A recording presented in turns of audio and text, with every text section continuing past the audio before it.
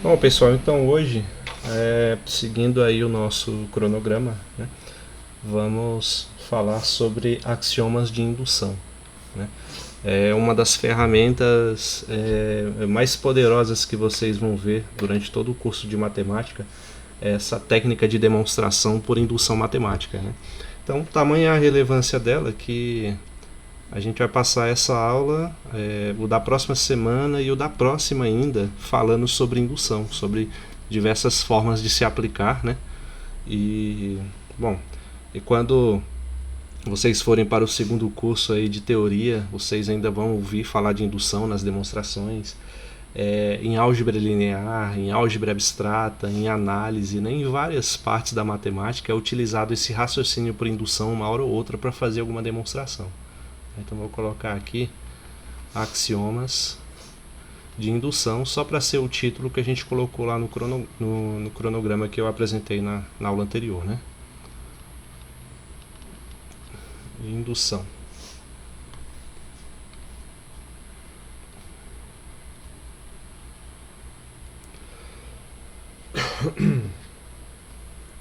Bom, deixa eu ver aqui as minhas anotações.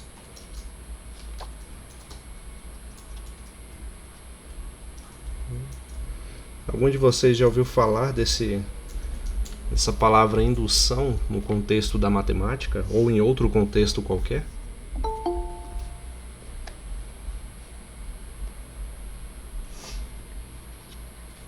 Não? Só dentro da física mesmo. Da física?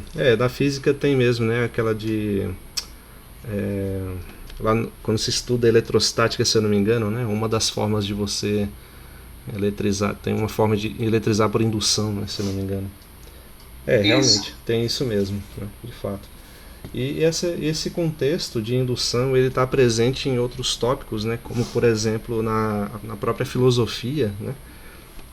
Você tem esse princípio de indução sendo investigado por alguns filósofos, e isso sempre no campo da análise de fenômenos físicos, né? A gente vai até fazer uma discussão um pouco mais aprofundada sobre isso, né? Assim, não aprofundada não, na verdade só para, digamos, bagagem, né? Bagagem de conhecimentos gerais, né? Tem dois filósofos que me influenciaram muito, por exemplo, no ensino médio, e que neles eles já falavam sobre seus trabalhos, falavam de uma forma de indução. Né? Então, quando a gente for apresentar esse conceito, né, mais de forma mais detalhada, né, eu vou falar sobre a importância que eles tiveram no desenvolvimento que a gente tem hoje, né, no contexto da matemática, que é onde ganhou o seu significado mais profundo. Né? Então, indução na física é uma coisa, indução na filosofia é outra, indução na matemática é outra coisa completamente diferente, tá? Então, é, o, vocês vão aprender a diferenciar esse contexto, né, e vão ver o quão é diferente na própria matemática. Né? Então, antes da gente iniciar com a formalização mesmo, né, propriamente dita, vamos dar aqui uma ideia sobre o princípio de indução. Né? Então, digamos assim que eu queira que eu afirme para vocês o seguinte, eu não sei se vocês já ouviram falar dessa forma, que é n ao quadrado mais n mais 41, né? E eu vou afirmar para vocês que essa expressão sempre resulta em um número primo. É primo, aí vou colocar aqui para todo número n natural. Né? Vou pegar aqui só os inteiros positivos, né, para a gente restringir mais, né? Afinal de contas, como eu falei para vocês na aula anterior, o foco do nosso curso é o estudo das propriedades dos números naturais. Né? Então, claro que a gente não vai ver tudo, mas a nossa ideia é ver pelo menos o que há de mais essencial, certo? Então, se eu afirmo para vocês que n ao quadrado mais n mais 41 é primo, o que vocês me diriam a respeito, né? Para todo n natural, né? Bom, não precisa de nenhum treinamento avançado em matemática para a gente ter a simples suspeita de que isso pode não ser verdade, né? Então a gente faz alguns testes, por exemplo, para n igual a zero, isso é válido? Essa afirmação é válida? Sim ou não? Eu vou ter 0 ao quadrado mais 0 mais 41. Isso aqui dá quanto?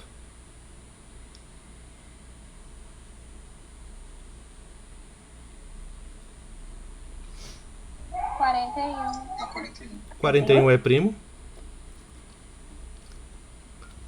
41 é o número primo? É primo.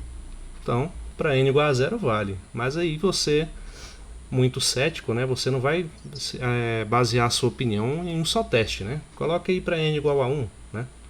Aí você vai e coloca 1 ao quadrado mais 1 mais 41, né? Isso dá quanto? 1 ao quadrado dá 1, 1 mais 1 dá 2, 41 mais 2, 43. Né? 43 é primo? Uhum. Beleza. E se eu... A gente é mais teimoso ainda, né? Não está satisfeito ainda com isso. Vamos colocar n igual a 2. 2 ao quadrado mais 2 mais 41. Dá quanto isso? 4, 6, 47. 47. 47. 47 é primo?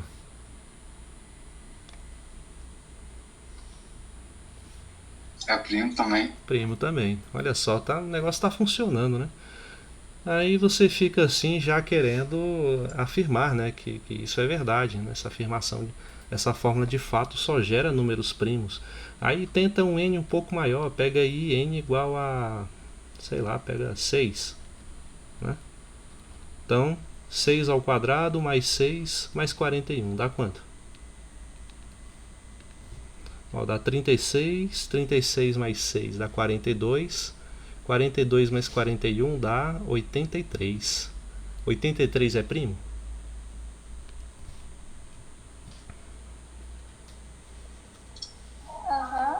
É. Então, com isso a gente já presume que para n igual a 5, para n igual a 4 e a 3 também vai funcionar. E aí você já está mais convencido, né, que de fato essa fórmula só gera números primos, né? Aí eu pergunto para vocês, n ao quadrado mais n mais 41 sempre vai gerar um número primo para todo n natural. O que vocês me responderiam com base nesses testes? Que é falso. Que é falso? Por quê?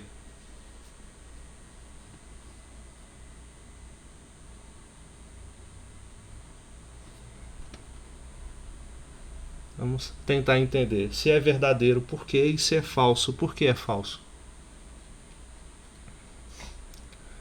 Para você provar que algo é falso, você tem que citar pelo menos um número que quebre essa fórmula, né? Ou seja, que quando você substituir aqui vai resultar em um número que não é primo, né? Qual seria esse número? Ou, não sei, outra abordagem que possa servir para a gente poder afirmar que isso é falso. E aí? Alguém sugere alguma coisa?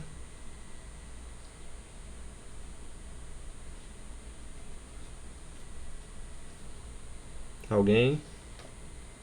Qualquer sugestão.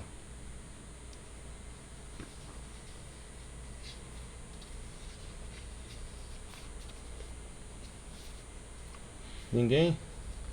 Então vocês concordam que essa fórmula é verdadeira? Eu acredito que sim. Eu também acredito. Com 4 testes, né, a gente prova. Então a gente tem uma fórmula aqui que gera todos os números primos, né, parece. Que é ou seja, né, o problema lá de 1 milhão de dólares, né, que era para provar que o problema da função zeta de Riemann, né, que está relacionado à distribuição dos números primos, ele aparentemente estaria resolvido, né? Mas aí a gente pensa no seguinte, ó, testa para n igual a 41. O que acontece? Você vai ter 41 ao quadrado mais 41 mais 41, né? Você nem precisa saber quanto dá 41 ao quadrado, né? Isso aí acho que é 1681, se não me engano é isso, né? Você teria 1681, né, somado com 82, né, que é 41 mais 41. Isso daria 3, 16, vai 1, 7, 1. 1763. Né? Esse número, ele é divisível por 41. Né? Eu não preciso nem saber o resto dessa divisão, mas quem puder fazer aí na calculadora para ver quanto dá. Né? Quanto dá aí? 1763 dividido por 41. 33. 33, né? Então, para n igual a 41, essa afirmação não é... 43. 43, né? Tá. Ela não é válida porque esse número aqui gera o 1763, que pode ser divisível, né? Então você coloca assim, ó, pois 1763 é divisível, vou colocar assim, outra anotação que a gente vai ver um pouco mais na frente, que 43 divide o 1763, né? Então, se ele tem um divisor que é diferente de 1 e dele mesmo, ele não é um número primo, né? Como vocês já viram lá no ensino fundamental, no médio, provavelmente, né? Então, por mais que todos os outros números satisfaçam essa fórmula, ou seja, sempre gerando um número primo, o que eu acho muito pouco provável, se tem um que quebra essa afirmação, a gente já não pode mais afirmar que ela vale para todos os números naturais, como a gente disse de início, né? Então, na matemática a gente está cheio de situações, problemas iguais a essa, onde é simplesmente impraticável a gente ficar testando todas as possibilidades possíveis, até porque na maioria dos casos, todas as possibilidades possíveis vão para o infinito, né? Afinal de contas, os números naturais são infinitos, como a gente viu, né? Certo? Então, uma outra situação aqui, ó, se eu tenho uma fórmula do tipo... Deixa eu ver aqui, 991 vezes n ao quadrado somado com 1. Né? Afirmar que essa fórmula ela nunca gera, ou seja, não é um quadrado perfeito, ela nunca gera um número que seja um quadrado perfeito. Ou seja, um número que dê para você tirar a raiz quadrada e resultar em um natural, né? Um número exato. Ela não é quadrado perfeito.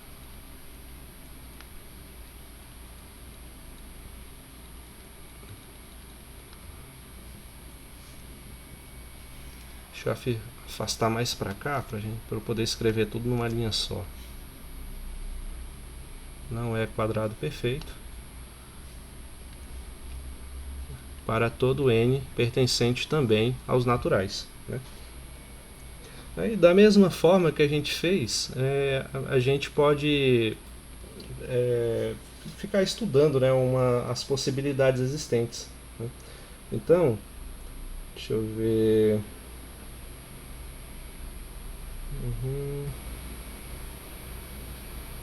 a não ser para n igual a zero, né, se eu considerar. Então vou colocar assim, ó, n ao quadrado para os naturais sem o zero, né? Aí então você faz a mesma coisa para testar a validade dessa afirmação. Coloca lá n igual a 1, né, já que é o primeiro natural depois do zero. Depois n igual a 2, né, e assim vai seguindo. Então vamos fazer aqui só esses dois testes.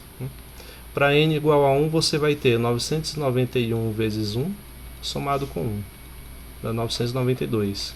Para n igual a 2, dá 991 vezes 2 somado com 1, que dá quanto? Dá 1800 e...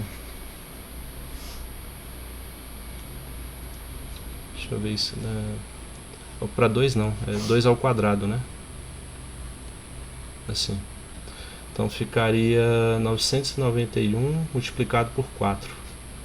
4, 36, vai 3, 36 mais 3, 39, somado com 1 dá 3.965, né? Em ambos os casos, ó, eu tenho o 992 que de fato, se você tirar a raiz quadrada dele, não vai dar um número perfeito, né? Ou seja, um número natural. Não tem uma raiz exata, né? O 3.965 também, ele não tem uma raiz quadrada que seja um número redondo mesmo, né? um número natural, né?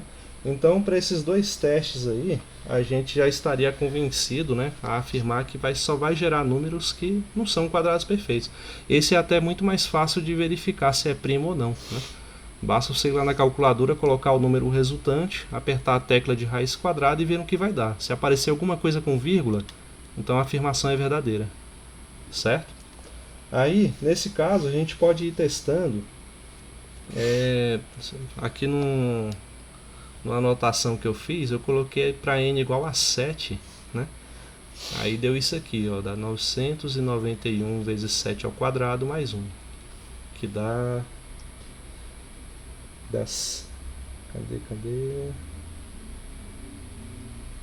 Não, deixa pra lá, um número muito grande, vou colocar aqui não. Né? Eu sei que a gente vai obtendo números assim. Aí dessa fórmula, para qualquer n que você colocasse, você vai obter números bem gigantes, mas que não tem raiz quadrada, né? Porém, existe um número inteiro positivo para qual essa afirmação falha. Olha só, na nossa afirmação anterior, esse n foi o 41, o primeiro número natural que fez a afirmação falhar, né? Aqui no nosso caso, o primeiro n que vai fazer isso aqui falhar, ou seja, quando eu substituir esse número, elevar ao quadrado, multiplicar por 991 e somar com 1, vai resultar em um número que seja um quadrado perfeito. E esse n é esse número aqui, ó. É o 12055, sei nem o nome desse número. 735, 790, 331, 359, 447, 442, 538. Calma aí, deixa eu afastar porque não vai caber.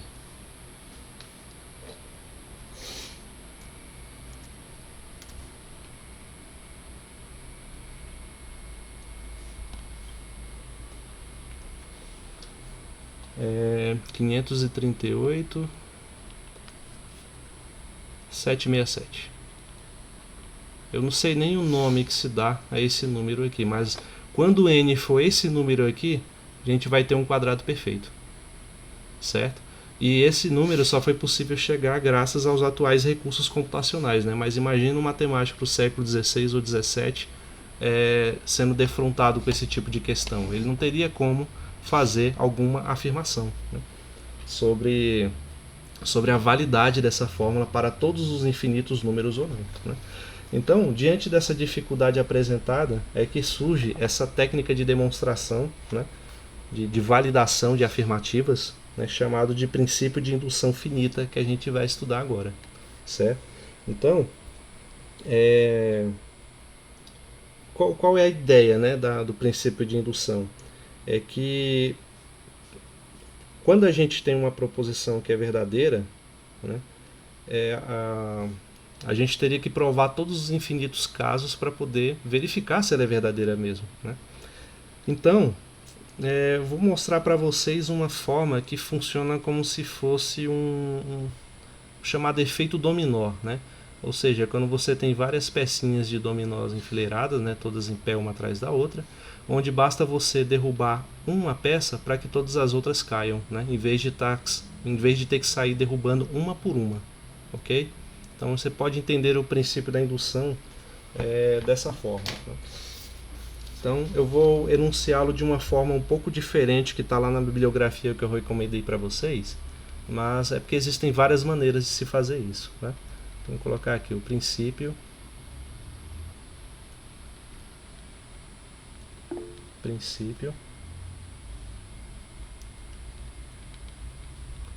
de indução finita. Sempre que eu for me referir a ele, eu vou usar a sigla PFI, tá? Pra gente não ter que ficar escrevendo isso todas as vezes. Princípio de indução finita.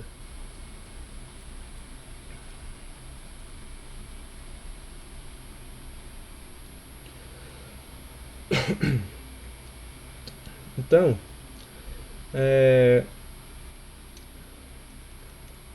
vou enunciá-lo da seguinte maneira, né? Vou considerar aqui uma proposição que eu vou chamar de Pn, né? Então vou chamar assim, ó, seja Pn, P de n, né, uma afirmação. Aqui que a gente vai começar a abstração propriamente dita, né? Uma afirmação que eu possa fazer igual do tipo que eu fiz aqui, ó. Eu poderia dizer que essa proposição que eu fiz se chama P de n, né? Essa daqui também se chama P de n. né? Nesse sentido aqui que eu quero dizer que é uma afirmação, ou seja, P de n eu estou dizendo que essa fórmula aqui, baseada em n, né, que é um número natural, sempre vai gerar um número primo. É uma afirmação que eu fiz, né, a respeito desse conjunto envolvendo o número n. Tá?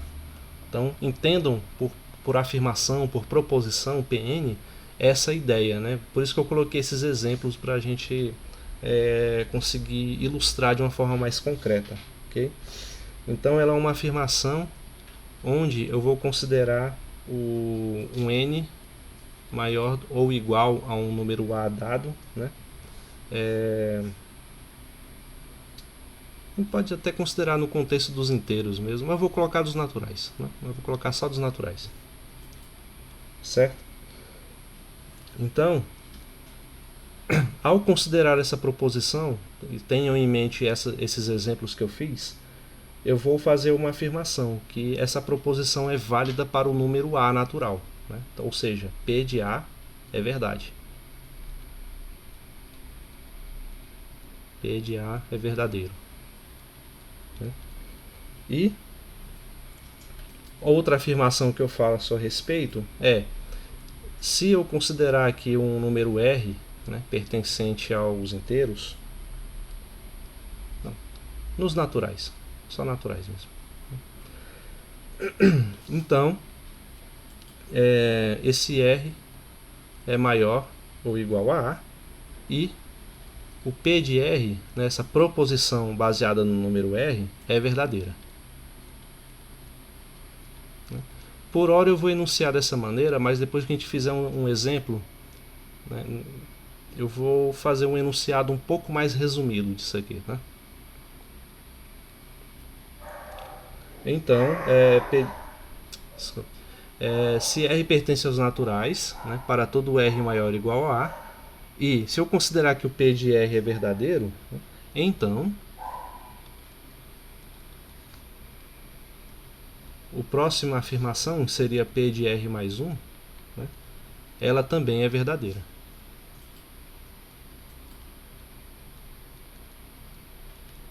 Certo? Então eu sei que parece um pouco abstrato, né, pelo momento, mas tentem entender da seguinte maneira. Né? Eu digo que o P de A é verdadeiro, ou seja, o A é um número natural qualquer. Né? Pode pegar, por exemplo, A igual a 1, igual eu fiz aqui nesse exemplo. Né? E eu vi que o P de 1 é verdadeiro. Né? Aqui, ó, P de 1 é verdadeiro, é verdade. Certo? Então é isso que está dizendo essa primeira parte aqui do princípio. Né? Então eu vou verificar se o P de A é verdadeiro, seja quem for esse A, correto? Então, via de regra, esse A que a gente vai usar vai ser sempre 1, o 0 ou o menor número que for considerado no problema. Né? No nosso primeiro caso, o menor número era o 0. Né? Eu poderia ter começado aqui, ó, A igual a 0, só para não confundir vocês. Ó. Né? Aí eu teria o P de 0 é verdadeiro, de fato é verdadeiro. Né? Nesse nosso problema, o A a gente poderia adotar o 1, né? Que é o primeiro número do nosso conjunto. P de 1 é verdadeiro. Né? Então, a gente verificou aqui calculando que P de 1 é verdadeiro. Certo? Só estou dando nome aqui a entidades que eu estou colocando de uma maneira abstrata. Né? Então, agora vamos considerar um outro número natural que seja maior ou igual a esse A. Né? Aí eu vou dizer que a proposição referente a esse número também é verdadeira. Né? Que nem aqui, ó, vou pegar um outro número maior do que A, que nem o 6, né? O R, né? R igual a 6. E eu vou afirmar que P de R é igual, que P de R é verdadeiro. Por quê? Porque a gente testou. Né? Até lá a gente assumiu que é verdadeiro, certo? Então não precisa ser o 6, pode ser qualquer outro número, desde que ele seja maior ou igual ao A que a gente está adotando no problema. Tá? Então é isso que quer dizer essa primeira parte. Então está afirmando que P de R é verdadeiro, logo P de R mais 1, ou seja, o P de 7 no caso, né, do nosso exemplo, também seria verdadeiro. Né? Então, a força dessa ideia é justamente essa ilustração que eu fiz dos dominós enfileirados. Né? Por quê? Porque se eu afirmo que uma peça cai, eu posso afirmar que a outra que vem atrás dela vai cair, a que vem depois também vai cair, e assim sucessivamente, sem ter que ir lá e verificar se cada uma caiu, entendeu? Então é essa a ideia que está por trás aqui, ó. Quando eu afirmo esse P de R é verdadeiro, então P de R mais 1 também é verdadeiro. É aqui que está a força desse princípio, ok? Até aí tudo bem? Ou tem alguma dúvida, alguma pergunta?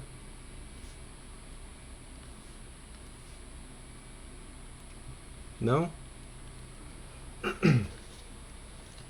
Bom, então, antes de prosseguir, vamos tentar fazer uma demonstração desse princípio. Vou colocar assim. De demonstração. Tá? Aqui, a ideia de demonstração é justamente aquele raciocínio que eu apresentei para vocês na aula passada, né? Da redução ao absurdo, né? Como que você reduz ao absurdo? Como você sabe se uma afirmação que você está fazendo é verdadeira ou não, né? Você admite que ela é falsa, né? E investiga todas as implicações que vão resultar do fato de você ter admitido que ela é falsa, né? E lá na frente você vai ver que alguma coisa dá errado, né? As informações se chocam, né? Ou seja, resulta em algo absurdo, e esse absurdo veio do fato de você presumir que essa afirmação era falsa, né? Então, mais uma vez, é uma aplicação desse princípio, né? Então, deixa eu ver como a gente pode tentar fazer, né? Fazer assim, ó, vamos considerar um conjunto. Considere esse conjunto que eu vou chamar de S, né? Esse conjunto ele vai ser composto pelos seguintes tipos de números, né? Vamos considerar aqui de x pertencente. Dessa vez eu vou considerar os inteiros, né? Por questão de generalidade, né? Onde cada um desses x é maior do que um determinado número A, né? E P de x é falsa.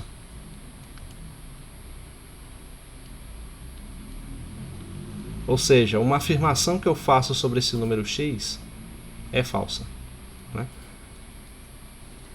Então, como que a gente prova, qual é a ideia por trás de considerar esse conjunto? Eu tenho que provar que esse conjunto é vazio, ou seja, que não há nenhum elemento desse tipo aqui, né? Então, se eu provar que esse conjunto é vazio, né, que é o que a gente pretende alcançar, né, nessa demonstração, eu vou mostrar que isso acontece porque eu estou pressupondo que P de x é falso e não que é verdadeiro, né? Afinal de contas, eu quero mostrar que essa afirmação aqui é verdadeira. P de R é verdadeiro, então, se P de R for verdadeiro, P de R mais 1 também será, né? Então, para isso, eu vou mostrar por absurdo que P de x é falso no nosso conjunto, tá? Então, nossa ideia é essa, né? Devemos mostrar que S é vazio.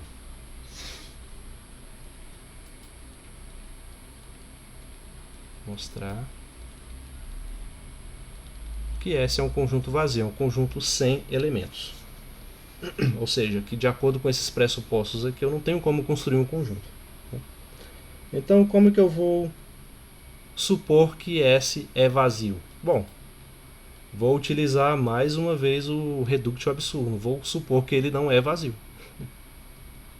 Supondo que S seja diferente de vazio, né?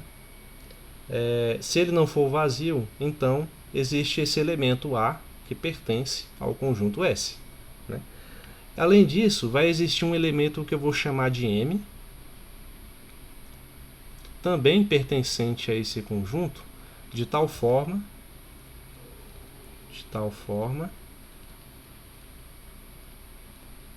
que esse elemento M seja o menor elemento do nosso conjunto.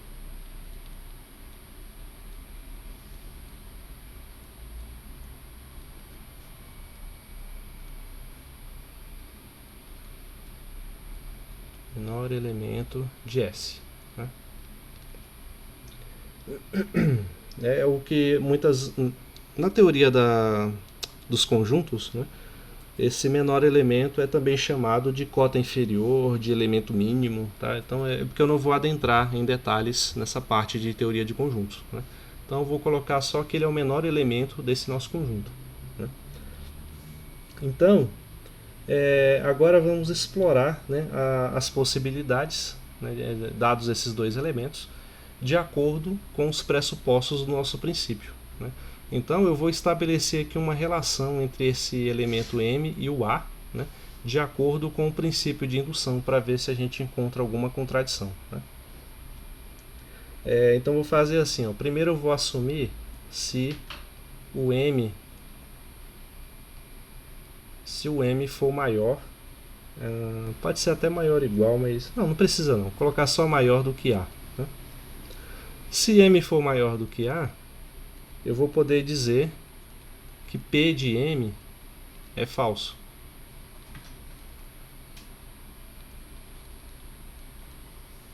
A afirmação que eu faço sobre M é falsa. Por que eu posso dizer isso? Por causa aqui, ó, do segundo item do princípio de indução, né? R maior ou igual a e P de R é verdadeiro, mas eu estou admitindo que todo o conjunto, o nosso conjunto S, né, que R maior ou igual a qualquer afirmação que eu faço a respeito de R vai ser falsa. Por isso que eu estou dizendo aqui, ó. R não, M, desculpem por essa confusão, né?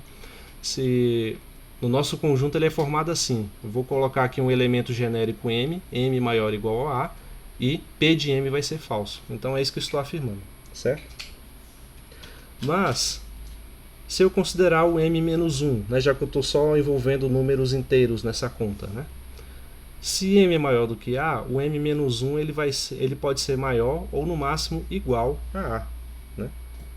Então, mas isso não é possível, né? Ele não é possível porque M ele é o menor elemento do conjunto, né?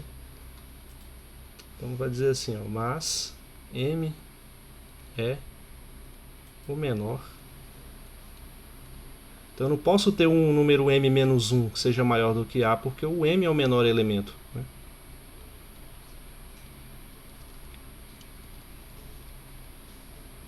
Elemento de S, né?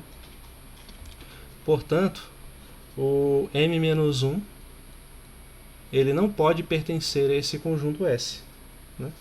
Se ele não pertence ao conjunto S, ó, lembrando que o conjunto S é formado, né, por essa estrutura aqui, ó, por x maior ou igual a e onde toda afirmação que eu faço sobre x é falsa, né? Então só tenho duas possibilidades.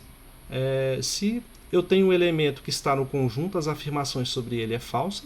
Se ele não está no conjunto, as afirmações sobre ele é verdadeira, né? Como M-1 não está no conjunto, eu posso afirmar que P de M-1 é verdadeiro.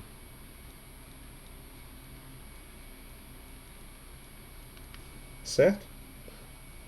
Então, aí eu uso essa segunda parte aqui, ó, do princípio novamente. Eu disse que P de R é verdadeiro, então P de R mais 1 é verdadeiro. Logo, se P de M menos 1 é verdadeiro, P de... eu vou colocar assim, ó, M menos 1 menos 1 mais 1, né, é verdadeiro.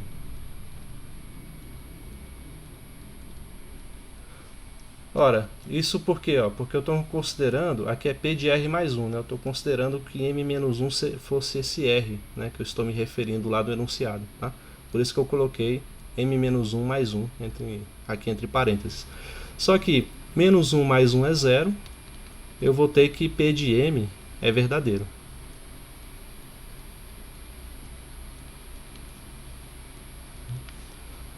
Mas aí é que está a contradição, ó, porque a gente considerou bem aqui, ó. Cadê? A gente chegou aqui na própria estrutura das nossas suposições que P de M é falso, né? E utilizando ainda essa estrutura, chegamos que P de M também é verdadeiro, né? Isso é o que a gente chama de contradição. E de onde veio essa contradição? De considerar, né, aqui, ó, supondo que S é diferente de vazio, né? Ou seja, a gente provou que esse conjunto não é diferente de vazio, ou seja, que ele é vazio, né? Então, se esse conjunto é vazio, não existe um conjunto com esse tipo de estrutura aqui. Portanto, o enunciado está provado, né? Sei que é uma prova assim, que envolve muitos níveis, né, de abstração, principalmente no que se relaciona a essas sentenças lógicas. Tá? Eu não vou nem pensar em tentar explicar de outra maneira. Né? Se vocês quiserem entender com mais detalhes, tentem ver o vídeo novamente quando eu postar, né? Ou vou até procurar uma demonstração que seja mais simples, mas dentre as que eu encontrei, essa, acreditem, foi a mais simples possível, né? Ok? Então assim a gente tem como demonstrado o nosso princípio de indução, né? Aí uma outra maneira que seja mais fácil da gente tratar esse princípio seria assim, ó, colocar aqui outra maneira de enunciar, né? Outra maneira de enunciar o princípio fundamental, o princípio da indução finita, PIF. Né? A gente pode enunciar ele dessa maneira assim, ó, em duas partes, né? A gente pode dizer que P de 1 é verdadeiro.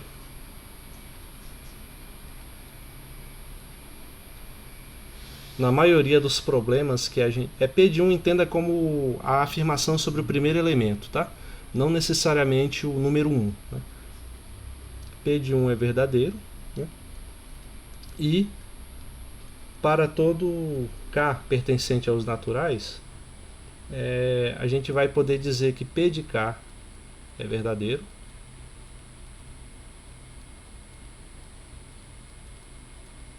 Então,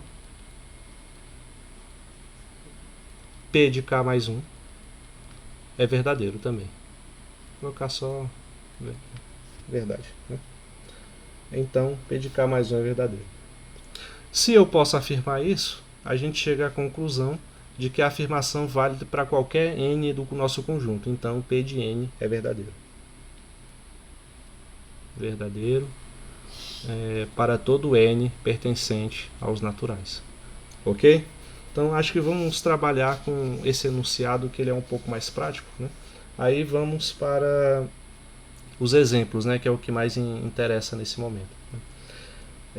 Para resolver os exemplos, a gente vai fazer o seguinte: colocar aqui um resumo do que a gente vai adotar em todos os passos envolvendo demonstrações relacionados a esse princípio de indução finita, né? Basicamente, você resolve um problema em 4 passos, né? O primeiro é o seguinte: ele é chamado de base de indução.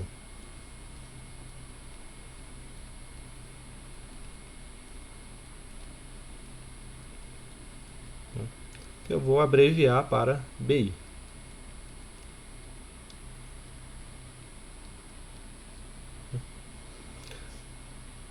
Esse passo, ele simplesmente significa você testar o primeiro elemento na sua afirmação, né? Então você vai colocar assim, ó, verificar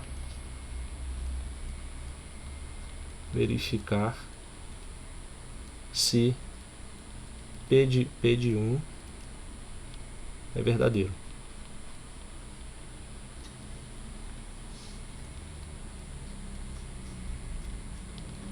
Então, basicamente é o que a gente fez aqui em cima. Você vai lá na sua proposição, que é essa, verifica se o primeiro elemento é verdadeiro, certo?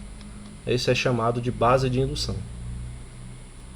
O segundo, ele é chamado de hipótese de indução.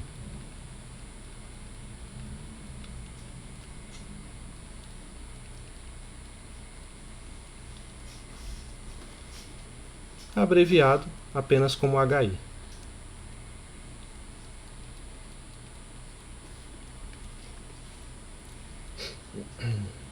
Então, no que consiste a hipótese de indução? Significa que a gente vai chegar, ó, igual aqui no nosso exemplo, né? Eu testei no primeiro exemplo até o 6º elemento, né? E com base nesse teste eu afirmei, então para R igual a 6 aqui é válido, né? Então nossa hipótese de indução significa isso, de você pegar um elemento qualquer, né, que você vai poder abreviar aí por chamar ele de N, de K ou de P, geralmente que é o que mais se usa, né, nesses tipos de exercício. Então você vai dizer que P de K, por exemplo, é verdadeiro para todo N igual a K. Então você vai assumir nessa etapa, aqui. Nesse passo você vai assumir que P de K é verdadeiro. Vou colocar só verdadeiro para todo N igual a K. Ou seja, qualquer número do seu conjunto, né, igual a K. E na terceira parte da sua demonstração é chamado de passo indutivo.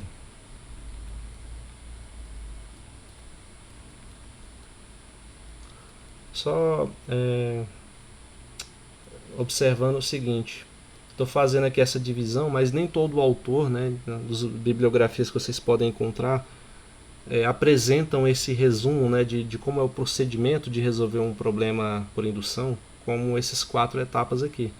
Alguns dizem, consideram só 3, outros consideram 5, tá? Então é algo meio particular mesmo, mas todas elas querem dizer basicamente a mesma coisa, tá? Então esse passo indutivo eu vou abreviar como PI, né, no caso se a gente for se referir a ele mais tarde. Se você assumir que P de K é verdadeiro, o passo indutivo consiste em demonstrar que a sua proposição é verdadeira para o próximo número, ou seja, para o K mais 1. Né? Então, demonstrar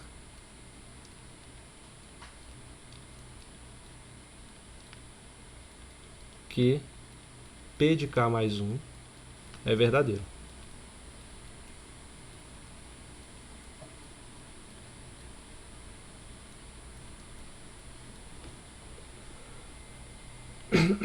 E por último, você vai simplesmente, se você conseguir demonstrar isso, você vai demonstrar que a sua proposição, né, no caso lá do nosso exemplo, a nossa fórmula, ela vale para qualquer número natural. Né?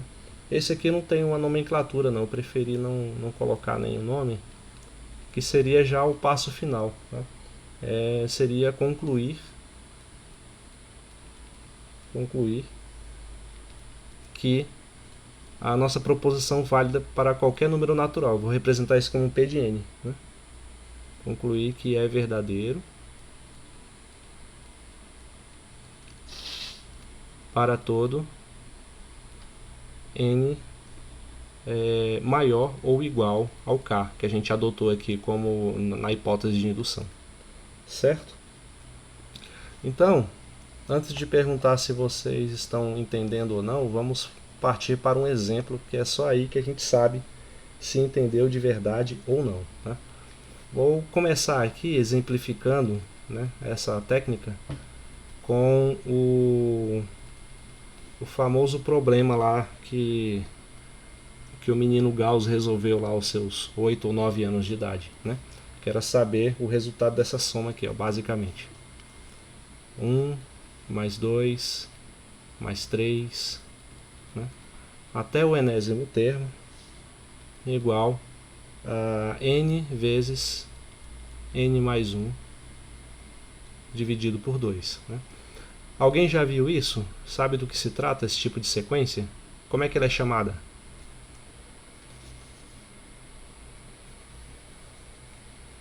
Permutação? Não, tem nada de permutação aí. É progressão. Progressão seria... Progressão aritmética? Exatamente. Progressão aritmética no caso de razão 1. Né? A mesma ideia de progressão aritmética seria, por exemplo, 5 mais 7 mais 9 mais 11 e assim continuando. Né? Seria uma PA, né, de razão 2, porque você precisa somar o 2 a cada elemento para obter o próximo. Né? E assim vai. É uma ideia, é um princípio básico, né? Veio dessa forma. Né? Isso foi lá no século XVIII, né, quando o Gauss ainda era criança, né, o matemático Friedrich Gauss, que o professor entediado lá, ele, para entreter a turma, resolveu mandar eles contar de 1 até 100, né, a soma dos números de 1 até 100. Ou seja, fazer 1 mais 2 mais 3, né, fazendo aqui, ó, aqui embaixo para ter mais exemplo, mais espaço. 1 mais 2 mais 3, né? até chegar no 100. Lembrando que naquela época não tinha as calculadoras que a gente tem, né? Então os alunos ficaram lá, né? Passaram quase todo o horário, o período da manhã, tentando calcular isso, né? Na mão, um por um, se reunindo em grupos e tudo. E no final eles foram apresentar, né, lá no fim, horas depois foram apresentar o resultado para o professor, e o único que estava com o resultado certo era o Gauss, né? E o detalhe, na lousa dele, né, que eles usavam em vez de folha de papel, uma pequena lousa onde eles rabiscavam, né, só tinha a resposta, né, que era 5.050 e nenhum cálculo, né? Quando o professor perguntou por que não tinha nenhum cálculo, ele disse que fez de cabeça. Aí como é que o Gauss fez isso? Ele fez assim, ó, não tem nada de absurdamente trabalhoso no cálculo que ele fez, só é bem genial a forma como ele resolveu o problema. Ele considerou toda a conta, de 1 mais 2 mais 3 até chegar no 100, ele disse que, o que é óbvio pra gente, se você fizer a conta ao contrário, ó, 100 mais 99 mais 98, né, até chegar no 1, vai dar o mesmo resultado, concordam? Né? Então, isso aqui dá um resultado que eu vou chamar de S, né? E esse aqui também dá o mesmo resultado S, né? Aí o que o Gauss fez? Ele reparou que se você soma o primeiro elemento de cada uma dessas duas somas, você sempre vai obter 101. Né? 1 mais 100, quando você soma isso aqui, ó, 1 mais 100 dá 101, 2 mais 99 dá 101, 3 mais 98 dá 101, né? Ou seja, se você tem 100 números, você tem 100 pares dando 101. Né? É igual a 2S. S mais S, 2S. Né? Então você tem 100 pares somando 101. Então 100 vezes 101 é igual a 2S.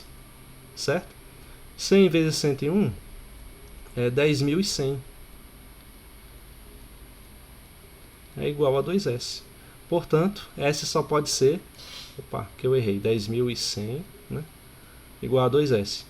Portanto, S só pode ser a metade disso, 5.050. E assim que ele fez. Só que aqui o que eu fiz mostrando passo a passo, ele fez de cabeça, né? E chegou nesse resultado. Certo? Então, porém, existe uma forma geral, né, de a gente resolver esse tipo de problema, que utiliza basicamente essa ideia que o Gauss utilizou, né? Lá na lista que eu vou propor hoje para vocês, né, mais tarde, tem um problema que usa exatamente esse raciocínio que eu mostrei aqui para vocês, né? Dê uma olhada depois e tentem aplicar ao problema, certo? É exatamente a mesma coisa, né? Só que lá no problema, você, em vez de ter 1, 2, 3, você vai ter A1, A2, A3, né, representando quaisquer números que sejam, certo? Então, a gente aprendeu lá no ensino fundamental ou no ensino médio, não sei onde vocês viram isso, que a soma dos n primeiros termos, né, espaçados de uma unidade um para o outro, resulta em n vezes n mais 1 sobre 2. Né? Então vejam bem que isso funciona lá no problema de Gauss. Se n fosse igual a 100, né, dá o quê? 100 vezes 100 mais 1, 101, dividido por 2, e daria 5.050. É uma fórmula geral. Só que não vale só para os 100 números, vale para qualquer número n, certo? Então você pode testar a validade dessa fórmula seguindo esses 4 passos que eu resumi aqui. Vamos estabelecer então a nossa base de indução, né? Ou seja, verificar se P de 1 é verdadeiro. Né? No nosso caso, P de 1, o primeiro elemento, é de fato o número 1. Né? Então vamos verificar aqui, ó, primeiro. Né? Primeiro passo. A base de indução, né? P de 1. Qual é o P de 1? É considerar se uma soma com apenas um elemento pode ser descrita por essa fórmula aqui. Então vai ser assim, ó. 1 é igual a... Onde tem n eu vou colocar 1. 1 vezes 1 mais 1 dividido por 2. 1 mais 1 é 2, né? 2 vezes 1 dá 2, 2 dividido por 2 dá 1. De fato, 1 é igual a 1, então a nossa base de indução está verificada. Né? Então, o primeiro passo já foi. Verificamos que P de 1 de fato é verdadeiro, né? Ou seja, que a afirmação para o primeiro elemento resulta em algo correto. De fato, 1 é igual a 1. É só isso que a gente verificou. Certo? Agora, segundo passo, é a hipótese de indução. Vamos colocar aqui o nosso HI. Qual é a hipótese de indução? É assumir que a nossa proposição é válida para um número k qualquer. Né? O que isso quer dizer? Quer dizer o seguinte, ó, eu vou somar, não os n primeiros termos, eu vou somar os k primeiros termos. Né? Na prática, o que significa? Substituir o n por k, só isso. Né? Então, se eu assumir que é verdadeiro, eu vou ter que assumir que a soma dos k primeiros termos vai dar k vezes k mais 1 dividido por 2. Né? Isso daqui eu estou afirmando que é verdadeiro. Então, isso aqui é verdadeiro. Estou estabelecendo que é verdadeiro, certo? Eu não precisei demonstrar ainda. Como que a gente chega... Por que a gente pode afirmar que essa hipótese é verdadeira para um número k qualquer? Esse k ele vem das nossas tentativas que a gente fez aqui. Ó. A gente testou para n igual a 0, a 1, a 2, 6, né? E se convenceu de que a nossa hipótese é válida, entendeu? Então, com a nossa ferramenta de indução, a gente vai afirmar que vale também para 7, para 8, para 9, para 10, para todos os termos. Tá? Então, se a gente for submeter essa nossa fórmula aqui ao raciocínio por indução, a gente chegaria numa contradição lá no final. Né? Ou seja, que mesmo que a gente nunca identificasse quem é esse número que quebra a afirmação, no caso é o 41, pela indução a gente saberia que ela não é verdadeira para todos os números. Então, essa é a ideia que a gente está tentando aplicar aqui. Certo? Então, esse k é um número que veio depois de eu testar a minha hipótese algumas vezes. Aí eu afirmei, então para n igual a k, a nossa hipótese é verdadeira. Tá?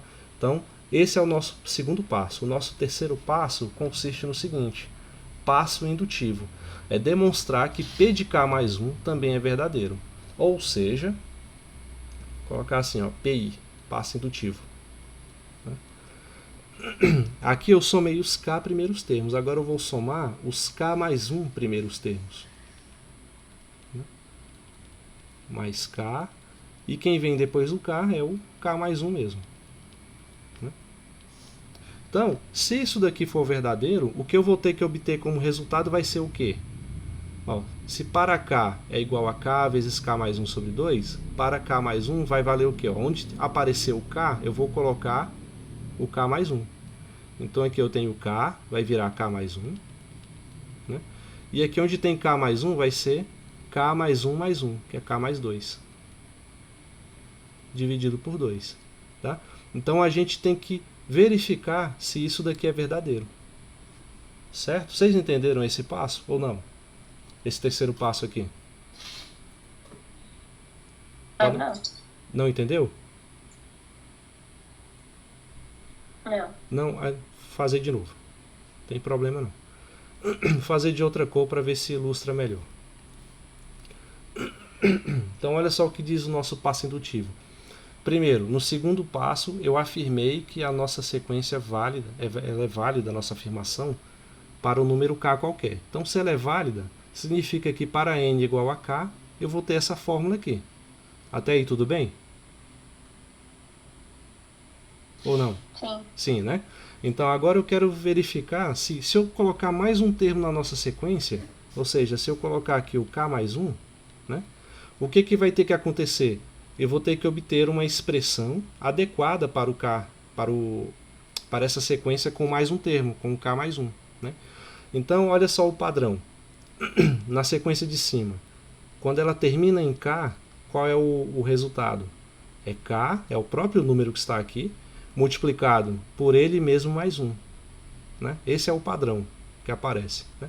Então, se o meu último termo aqui da sequência é o k mais 1, qual é o padrão que eu tenho que encontrar? É esse último termo, o k mais 1, né? Multiplicado pelo quê? Multiplicado por ele mesmo, né? Somado com 1. E tudo isso dividido por 2.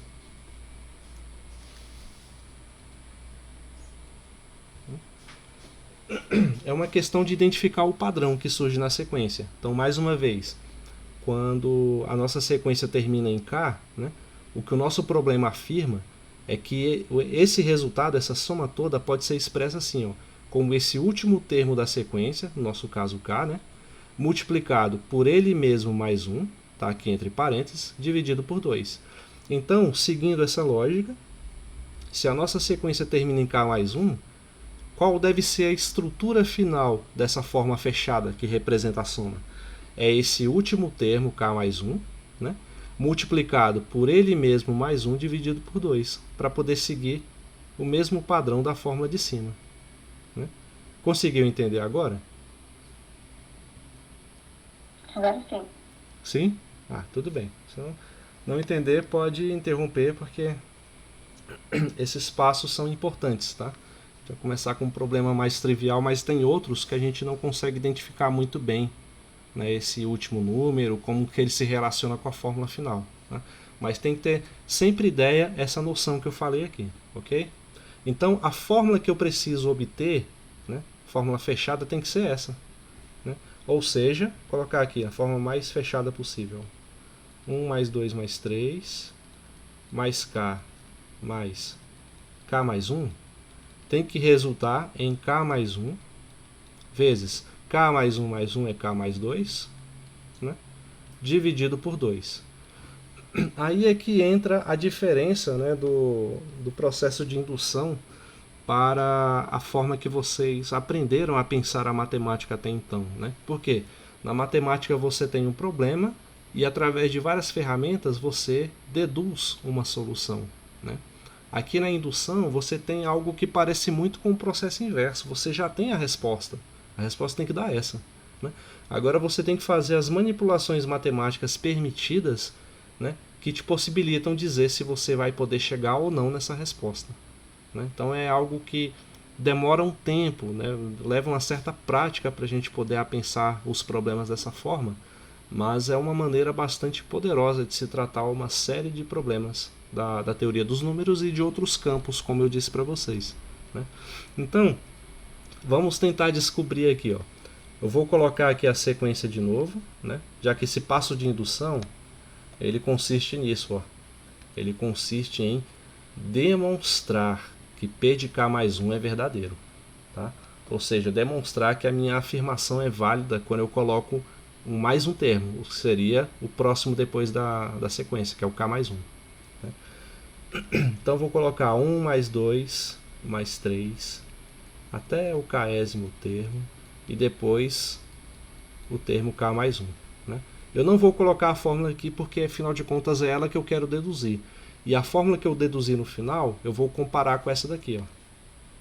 Vou comparar com essa e ver se as duas são iguais. Se a fórmula for diferente, significa o quê? Que existe algum número que quando eu somar aqui, a fórmula que vai expressar essa soma não vai ser essa, vai ser outra coisa. Né? Agora, se eu obtiver a mesma fórmula, significa então que para qualquer número natural que você pensar, essa afirmação aqui é verdadeira. Essa fórmula representa a soma de todos os termos colocados dessa maneira. Né? Então vejam o poder dessa ferramenta. Né? Então vamos lá. Como é que a gente demonstra isso? Ó, eu sei quanto dá a soma dos K primeiros termos, não sei? Olha só, como é que eu sei disso? Da nossa hipótese de indução, no nosso segundo passo. Ele diz que a soma dos K primeiros termos eu posso assumir que é verdadeiro, que é isso daqui. Ó. Então, os K primeiros termos resultam em K vezes K mais 1 sobre 2. Isso aqui é a nossa hipótese de indução. Né? Então, o que a gente vai fazer? A gente vai representar isso aqui. Em vez de colocar a soma dos K primeiros termos, eu vou colocar K vezes K mais 1 dividido por 2. Somado com K mais 1. Né? Que é o número que não está contemplado pela nossa hipótese de indução. Só esse termo que não está contemplado. Né? Agora, o que a gente pode fazer para somar isso aqui, gente? O que vocês dão ideia aí que pode ser feito?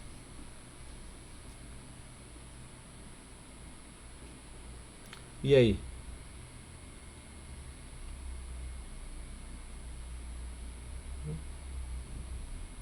A gente pode começar fazendo MMC, né? Já que não tem o mesmo denominador, né? Que no caso é o 2. Aí essa nossa soma de frações vai ficar assim, ó. K vezes K mais 1, ainda não abri essa conta, né? Multiplicado por 2 vezes K mais 1. E tudo isso passa a ser dividido por 2. Tá? Então isso aqui é igual a isso. Concordam? Ou não?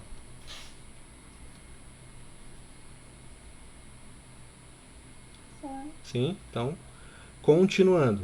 Então vou colocar aqui novamente K vezes K mais 1 sobre 2 somado com K mais 1. Né? Como é que a gente pode resolver isso aqui? O que vocês sugerem? Que eu multiplique assim, né? Chamado chuveirinho, né? Ou que eu faça de uma outra forma? O que vocês sugerem? Faz um chuveirinho mesmo, mais distributivo. Pode ser que seja mais simples agora, né? Mas olha só, a gente pode fazer até das duas maneiras. Mas olha só como tem uma maneira muito mais simples. Pensa bem, eu tenho K multiplicando por um termo, K mais 1, correto? E aqui eu tenho 2 multiplicando por esse mesmo termo K mais 1. Então, somando, né? Então, eu tenho um termo em comum aparecendo nessa soma. Se está em comum, eu posso colocar ali em evidência. Aí fica assim, ó. O K mais 1 em evidência, multiplicado pelo quê? O que sobra aqui quando eu tiro o K mais 1 nesse primeiro termo? K. O K, né? E o que sobra aqui nesse segundo termo quando eu tiro o K mais 1? 2. O 2. Né? Vejam que é a mesma coisa. Ó. Quando eu pego o K mais 1 e multiplico por o primeiro termo, eu obtenho K vezes K mais 1 de novo. E quando eu pego o K mais 1 e multiplico pelo segundo termo, eu obtenho 2 vezes K mais 1, como estava antes. Né? Então, eu não mudei a estrutura do problema, eu só reorganizei de uma outra maneira. E o 2 continua dividindo aqui embaixo. Olha só o que a gente obteve, ó, de forma bem mais rápida do que fazer a distributiva. Né? A gente obteve essa fórmula aqui. Ela é igual ao resultado que eu deveria obter? Né? São iguais? Sim. São iguais. Então, o que a gente pode concluir com isso? Pode concluir que, independente da quantidade de termos que a gente coloque na nossa soma, para qualquer valor de K possível, né, a fórmula que vai dar a soma desses termos vai ser essa. Vai ser essa n vezes n mais 1 sobre 2. Né? Isso é o nosso quarto passo, que é concluir. Né? Ó, portanto,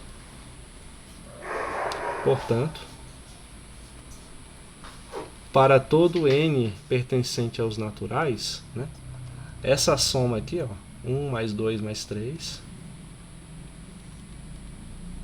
temos que 1 mais 2 mais 3, até o n qualquer, por maior que você consiga imaginar, a soma desses n termos vai ser dada por n vezes n mais 1 sobre 2. Né?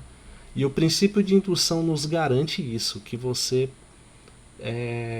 por mais longe que a sua imaginação consiga ir de imaginar um n estratosfericamente imenso, né, se você for somar todos os termos antes dele até chegar no 1, né, ou 1 até chegar nesse número, né, essa soma pode ser representada por essa fórmula aqui, n vezes n mais 1 sobre 2.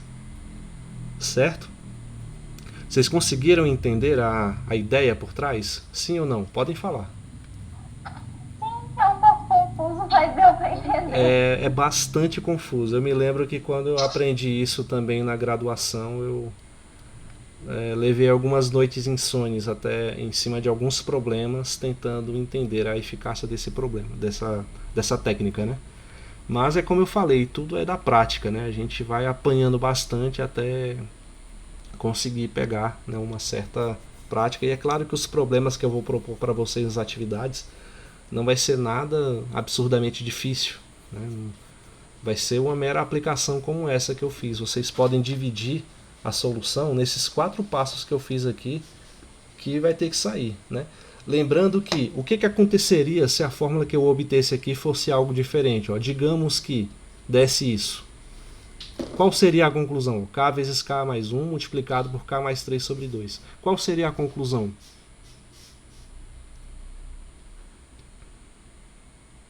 O que vocês acham? Eu cheguei a uma fórmula que não é igual àquela que eu deveria chegar para poder dar a solução, para poder afirmar, né, que essa fórmula vale para todo número n natural. Agora, se eu deduzir uma fórmula que é diferente, qual é a conclusão que eu posso chegar nisso?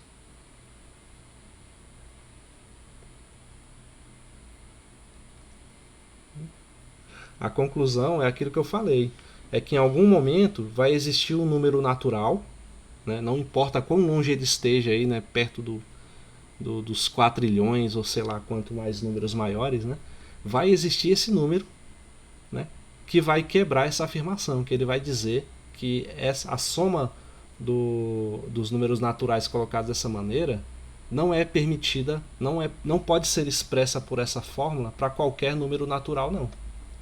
Né? Então basta um.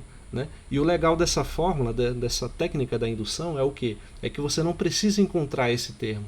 Né? A própria fórmula te permite dizer se ela existe ou não sem te dizer quem é. Né? Se esse número existe ou não, mesmo sem apresentar esse número. Certo? Então é só isso. Se você usou toda a álgebra permitida, como eu fiz aqui, e chegou numa fórmula que é diferente daquela que deveria ter chegado, não significa necessariamente que você errou, significa que existe algum número natural para o qual essa afirmação que a gente fez a respeito dessa soma não é verdadeira. Né? Qual é a afirmação que a gente fez? De que essa soma pode ser representada por essa fórmula. Tá? Então é só isso que quer dizer. Então tentem abstrair isso aí com os exercícios. Né? Então vamos fazer mais um exemplo para ver se a ideia fixou legal. Né? Não se preocupem, nas próximas aulas eu ainda vou falar de mais aplicações desse princípio. Então vou colocar aqui, ó, a nossa afirmação, o nosso P de n, né, é isso, de que a soma dos ímpares, 1 mais 3 mais 5, até chegar no número 2n menos 1, né, que é a forma geral dos ímpares, é igual ao número n, onde você para, né, ao quadrado. Né? Então, a gente poderia seguir os 4 passos novamente. Estabelecer a base de indução, ou seja, verificar se quando n é igual a 1, né, se a afirmação vale para P de 1. Então vamos fazer assim. Base, primeiro passo, base de indução. Então, base de indução é testar o P de 1. O que isso quer dizer? Quando n é igual a 1, não é isso? Então, quando n é igual a 1, a nossa sequência vai ter apenas um elemento. 1 vai ser igual a 1 ao quadrado, né? N ao quadrado. E, de fato, 1 é igual a 1. Portanto, a nossa base de indução está estabelecida. Né? Se você não estiver satisfeito com isso, nada te impede de testar outros números. Tá? Isso aqui é só digamos, é um passo a passo rápido, ok? Mas, testa aí, ó, P de 2. Vamos fazer isso. Ó. 1 mais 3. Ó. P de 2 é considerar os 2 primeiros elementos. Tá? Isso tem que ser igual, então, a 2 ao quadrado. Né? Pelo que a nossa fórmula estabelece. 1 mais 3 é igual a 2 ao quadrado? Sim. Sim. Então, de fato, está estabelecido. Não está satisfeito? Testa para mais 3 elementos, né? Que é fácil de somar. Então, é quando n é igual a 3. Vem na fórmula aqui e substitui por n igual a 3. Então, é 1 mais 3 mais 5. Os 3 primeiros elementos da nossa sequência. Isso tem que ser igual a n igual a 3, então fica 3 ao quadrado. 1 mais 3 mais 5 dá 3 ao quadrado? Sim. Sim. Então, está verificado. Tá? Então, você pode continuar essa brincadeira. P de 4, P de 5, P de 6, P de 7, e assim vai. Ok? O que o nosso princípio, a nossa base de indução afirma, é que basta você testar para o primeiro. Tá? Então, para seguir o cronograma do outro exemplo, vou apagar esse aqui e deixar só o P de 1 mesmo, certo? Até aí tudo bem ou alguém ainda tem alguma dúvida nessa base de indução?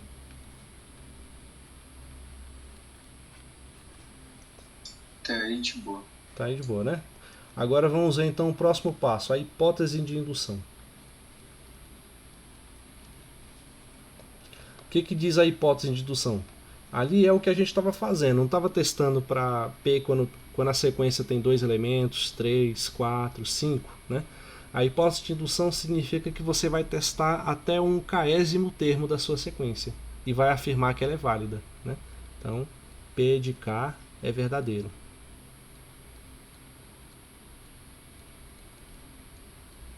Ou seja, em termos matemáticos, o que significa isso? Significa que você vai afirmar que essa soma, até um késimo termo qualquer, que eu vou, no lugar do n eu vou colocar o k, né? Vai ficar 2k menos 1, né?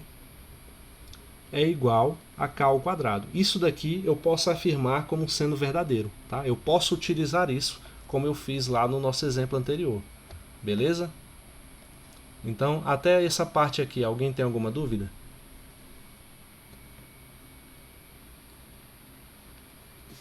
Não? Tranquilo? Não? Então vamos continuar. Agora o passo que eu considero o mais complicado de todos, que é o passo de indução, né? O que consiste o passo de indução? Ora, eu afirmei que a minha afirmação, ou seja, que minha sequência até o késimo termo, de fato pode ser dado por essa fórmula aqui, para resolver essa soma, né? Agora, eu quero saber se para o próximo termo, ou seja, o k mais 1, vai ser possível obter a soma, né, dos k mais 1 primeiros termos através de alguma coisa assim, de k mais 1 elevado ao quadrado, né? Então, aqui o passo de indução, né, verificar se P de k mais 1 é verdadeiro.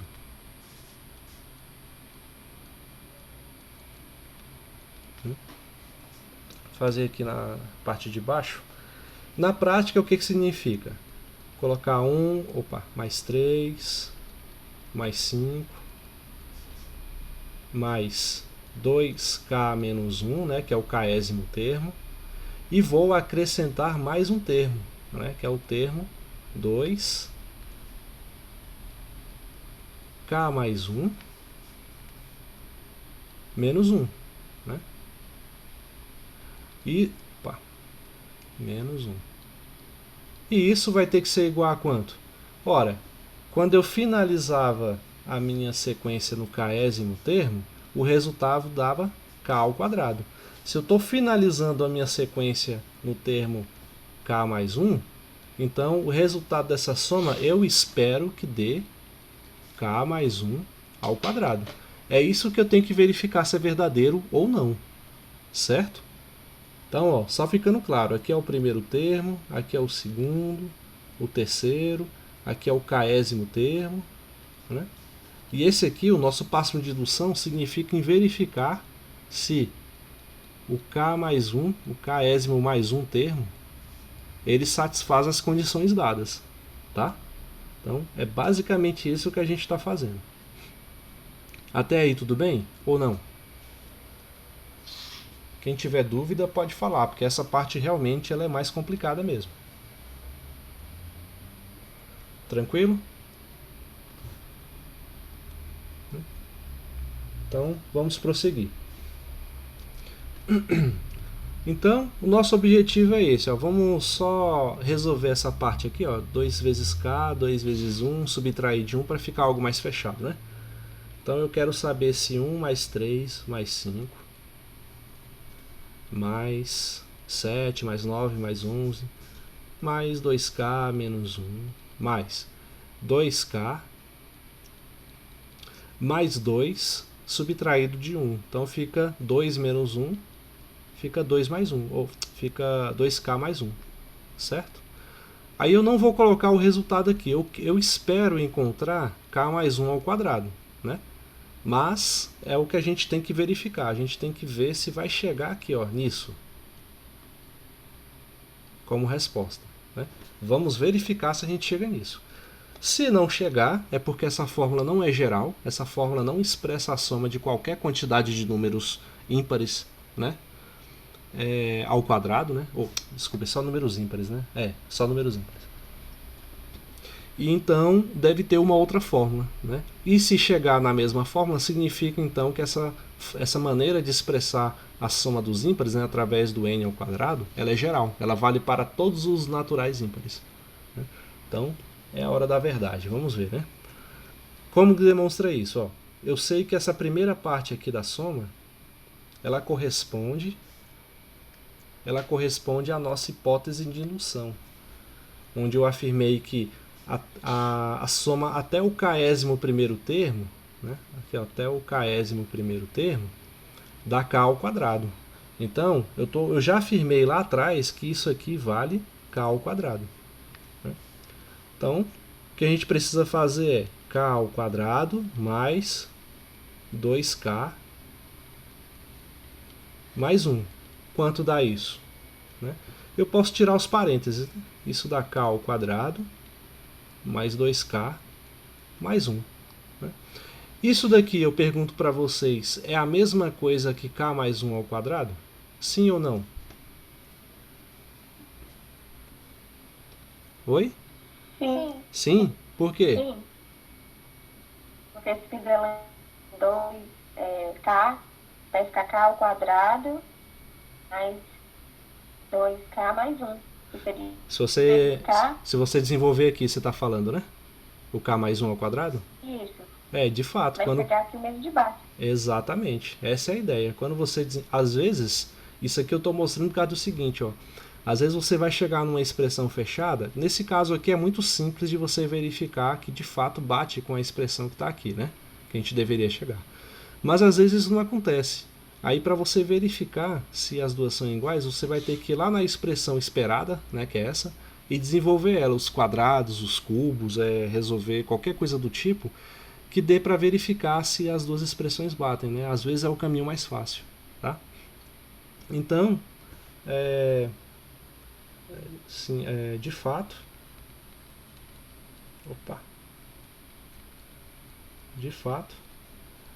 temos que k ao quadrado mais 2k mais 1 é igual a k mais 1 ao quadrado, né? Portanto, isso aqui já é o passo 4, né? Você conclui. Portanto, como é que eu concluo aqui? Ó, para todo n pertence aos naturais,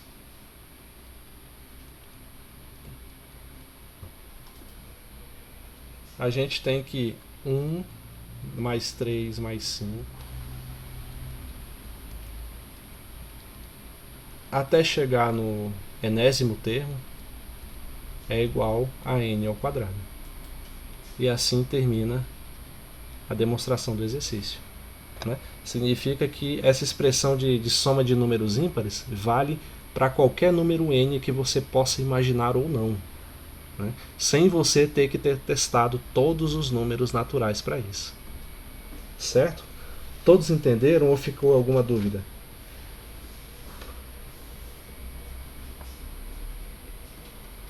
Podem falar.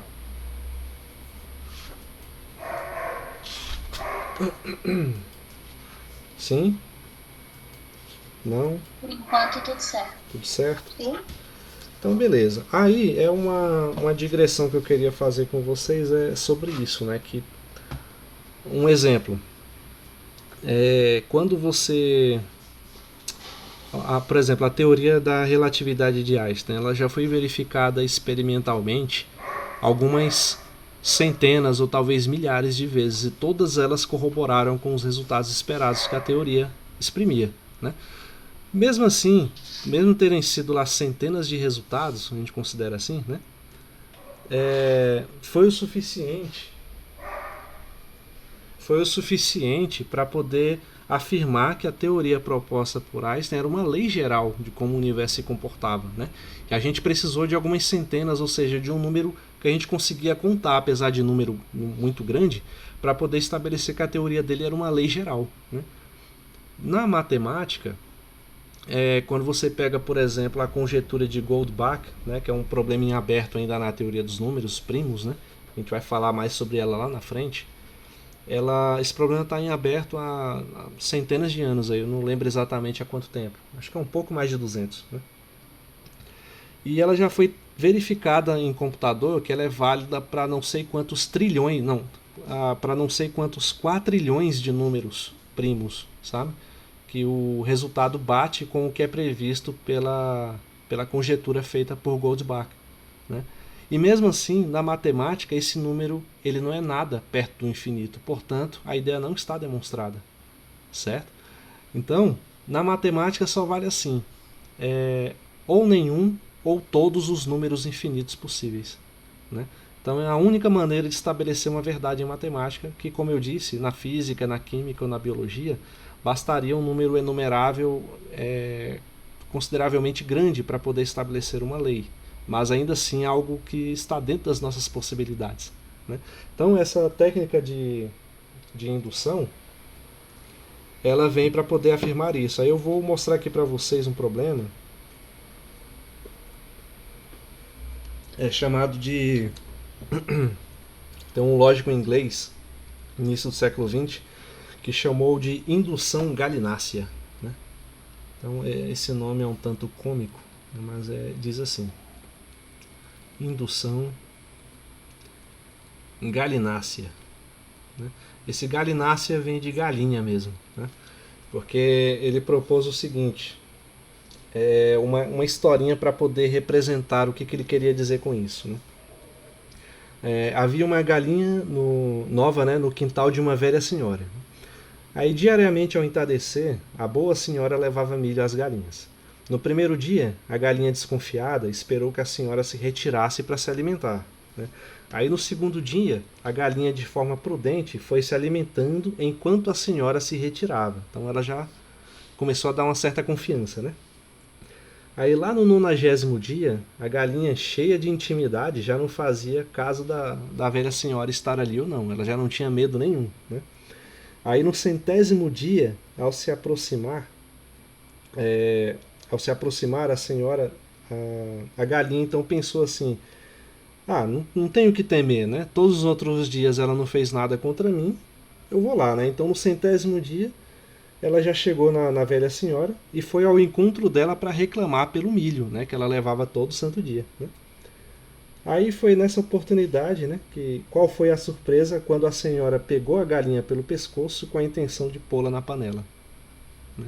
Então, o Bertrand Russell ele contou essa historinha em um de seus livros, né, para mostrar que a indução ela vale só na matemática, né? Essa ideia de você fazer o mesmo experimento e obter vários resultados idênticos, né, seguidos, aqui no caso da galinha foram 99 vezes, né, já fez com que ela pensasse por indução que seria assim para sempre, né?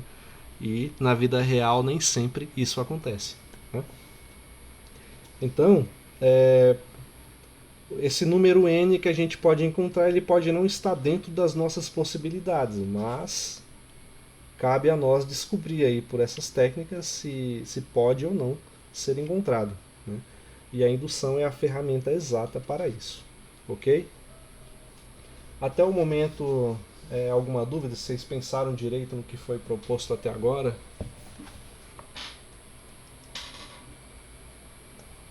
Tá tudo ok? Sim ou não?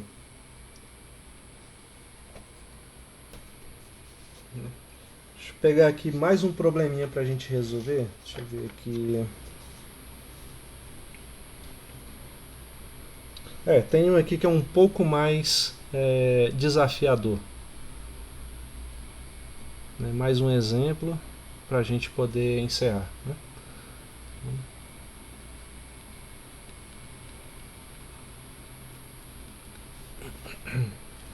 Eu vou dar a soma desses... Cadê?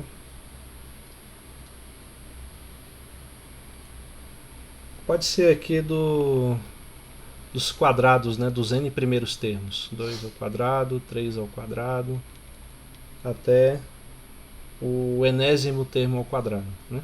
Existe uma fórmula que dá para a gente obter até com um raciocínio mais geométrico, porém ela é um pouco longa e eu não vou fazer demonstração para vocês, tá?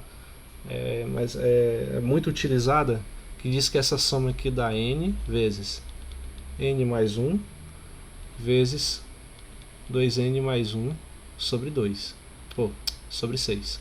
Né? E diz que essa fórmula ela é válida para todos os números naturais, né? A partir de 1 mesmo, né? Para todo n maior ou igual a 1, já que 1 é o nosso primeiro elemento aqui da sequência. Né? Mas, se eu começasse com 0 na soma, né, nada nos impediria de considerar aí o 0 também, né, como seria o nosso primeiro elemento. Né? Mas, por ser um caso trivial demais, né, vamos nos ater aqui ao n igual a 1 como primeiro elemento. Né? Então, aí eu deixo com vocês, qual seria a primeira etapa aqui da nossa demonstração, para saber se de fato essa fórmula aqui expressa a soma dos quadrados dos n primeiros termos. Qual seria o primeiro passo? Base de indução. Base de indução, que consiste em quê? Verificar se o P de 1 é verdadeiro. Então vamos... Se o primeiro termo... P de 1 é quando é apenas 1 ao quadrado, né? Nosso primeiro termo. Ou seja, quando n é igual a 1. Né? Então vou aqui nessa fórmula e verificar se de fato, quando n é igual a 1, ela resulta em 1. Né? Então, n, no caso vai ser 1, multiplicado por n mais 1, no caso vai ser 1 mais 1, multiplicado por 2 vezes n mais 1, é 2 vezes 1 mais 1. Tudo isso dividido por 6. Né? Então, vamos fazer aqui. 1 mais 1 é 2, 2 vezes 1 dá 2, mais 1 dá 3. Né? 1 vezes 2 vezes 3 dá 6. 6 dividido por 6 dá 1. Né? Então, de fato, P de 1 é verdadeiro. Por quê? Porque a soma de 1 ao quadrado apenas, né, uma sequência com 1 ao quadrado, pode ser representada por essa fórmula aqui fechada. Né? O resultado dá 1 quando você só tem um termo. Ok? Feita a base de indução, qual é o nosso segundo passo?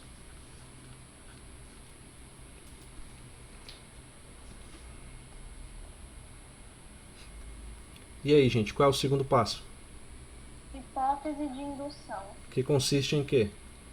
Assumir que o P de K é verdadeiro. Então, fazer assim, colocar mesmo, do jeito que você falou. Assumir que P de K é verdadeiro. Né? Ou seja, em linguagem matemática, eu vou pegar aqui a soma até o késimo termo. 1 ao quadrado, 2 ao quadrado, somado com 3 ao quadrado, até k ao quadrado. Né? Isso vai ter que dar necessariamente, quando termina em n, dá n vezes n mais 1 vezes 2n mais 1 sobre 6. Quando termina em k, a soma tem que dar k vezes k mais 1 vezes 2k mais 1 sobre 6. Né? Então, isso eu assumo que é verdadeiro. Vou até escrever a palavra aqui para não ficar com abreviação demais.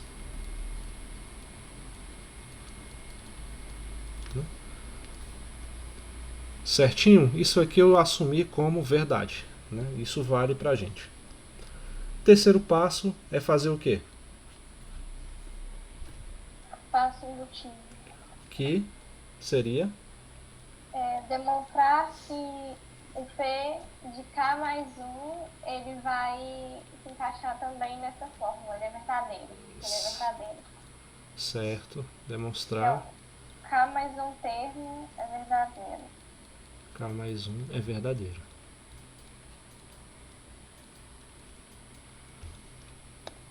Então, na prática significa então pegar os K primeiros termos, 1 ao quadrado, 2 ao quadrado, 3 ao quadrado, k ao quadrado, e acrescentar mais um termo, né? E verificar se para o próximo termo, que seria no caso o k mais 1 ao quadrado, né? Verificar se isso resulta nessa expressão com as devidas adaptações, né? Por que as devidas adaptações? Aquela coisa, quando terminou em k, a fórmula é o quê? É esse mesmo k multiplicado por ele mesmo mais 1, multiplicado por 2 vezes ele mesmo mais 1, dividido por 6. Então, quando a fórmula termina em k mais 1, a nossa expressão ela tem que ficar com essa seguinte cara, como em vez do k vai ser o k mais 1, né? Multiplicado por k mais 1. Então, no lugar do k vai aparecer o k mais 1. Então, vou colocar assim, ó. K mais 1 somado com 1. Né? Multiplicado por 2 vezes. E aqui eu vou ter que afastar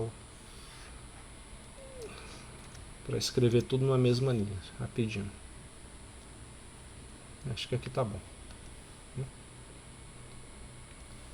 2 vezes k mais 1 somado com 1. Tudo isso dividido por 6. Tá? Na prática, o que eu fiz? Ó?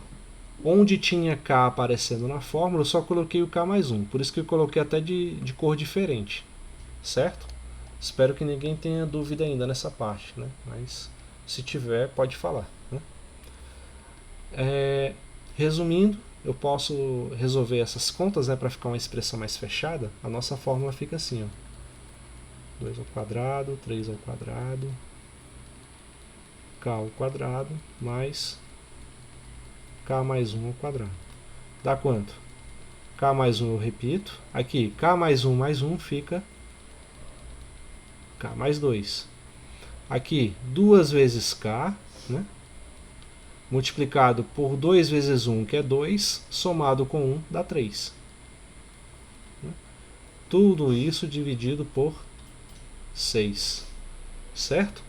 Então, o nosso passo de indução significa verificar se a soma dos k mais 1 primeiros termos vai resultar numa expressão desse tipo, né, que possa representar essa soma.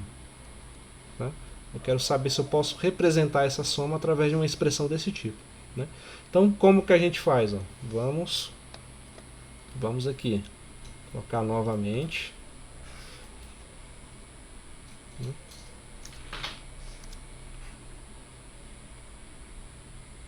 Assim. Igual. O que a gente pode fazer aqui para poder iniciar a nossa verificação?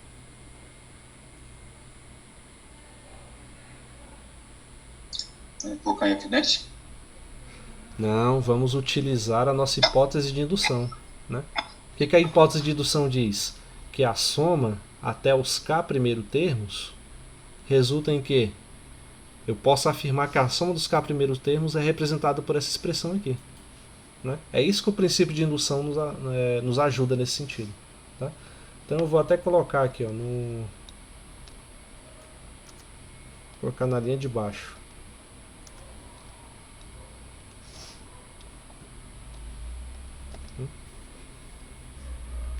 Então aqui entra a nossa hipótese de indução. Tá?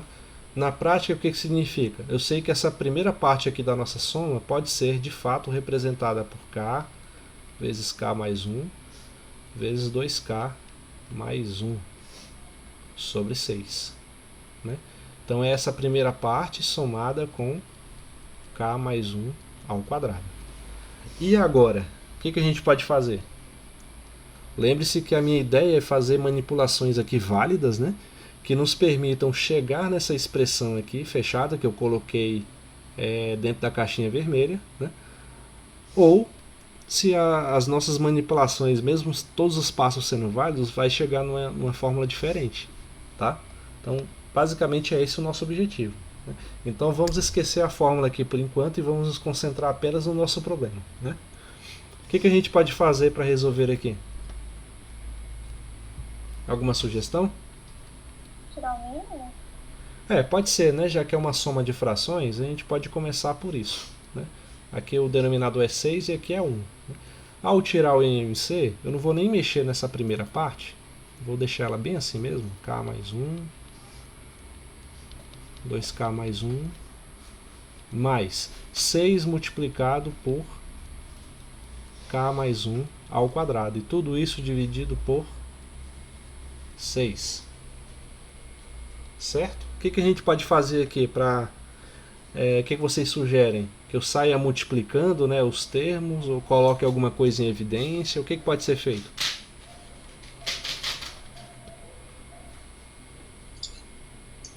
Colocar o K mais 1 em evidência.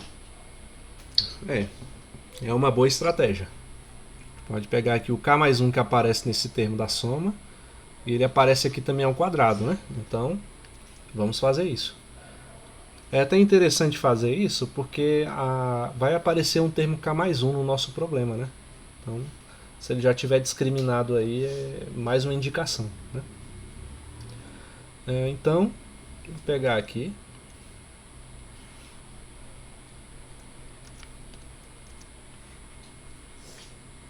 Assim. Né? E colocar o K mais 1 em evidência. E o que sobra daqui, né, dessa primeira parte aqui da soma, quando eu tiro o K mais 1? Sobra o quê? K. K vezes... 3. Vezes K 2. vezes 2K mais 1. Exatamente, porque eu tirei só o K para botar em evidência, né? Então sobrou o K vezes 2K mais 1. A soma aqui preserva, né? E quando eu tiro o K mais 1 dessa segunda soma aqui, ó, dessa segunda parte, sobra o quê?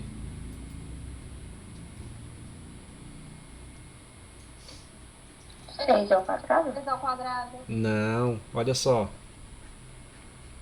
Atenção nessa parte, ó. O que é uma coisa ao quadrado, né? É ela multiplicada por ela mesma. Né? Se eu tirei o K mais 1 aqui para colocar em evidência, o que sobrou? O 6 multiplicado pelo outro K mais 1 que ficou lá. Certo? Sobrou o 6 e sobrou o K mais 1. Né? Então, ó, 6 multiplicado por K mais 1. Esse ao quadrado aqui me indica isso. Certo? Ou tem alguma dúvida nessa parte? Tranquilo? Sim. Sim? Então beleza. Cuidado para não cometer esse tipo de erro. Então, continuando.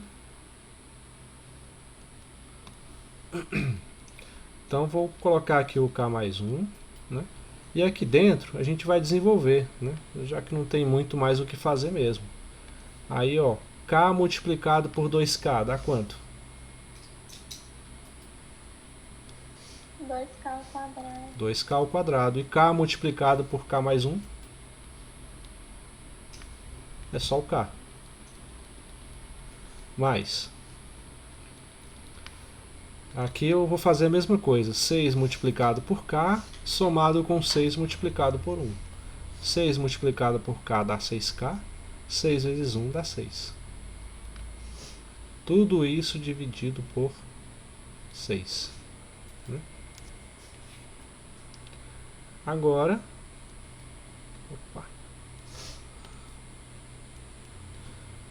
vamos tentar reduzir aquela expressão ali de baixo. Né? Ó, aqui do lado. Né? Eu só tenho um termo ao quadrado, né? Então vamos deixar ele aqui. Dá para simplificar mais alguma coisa? 7K mais 6. K mais 6. Isso, K mais 6K dá 7K. E aqui somado com 6. Né? E sobre 6. Né? Aí eu pergunto para vocês, essa expressão aqui que a gente obteve é igual a essa que está dentro desse quadradinho aqui? Sim ou não?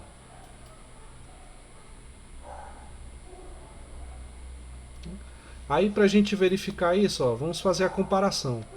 Eu tenho K mais 1 multiplicando alguma coisa, e aqui de fato eu tenho K mais 1 multiplicando alguma coisa, e tudo isso está dividido por 6, né? E aqui também, tudo está dividido por 6. O que falta a gente verificar? Falta a gente verificar se esse termo aqui, ó, K mais 2 vezes 2K mais 3, resulta em 2K ao quadrado mais 7K mais 6. Se resultar, pronto, as duas expressões são as mesmas. Né? Então, ó, vamos verificar o seguinte. Ó. Vamos verificar se 2k ao quadrado mais 7k mais 6 é igual a, cadê? K mais 2 vezes 2k mais 3.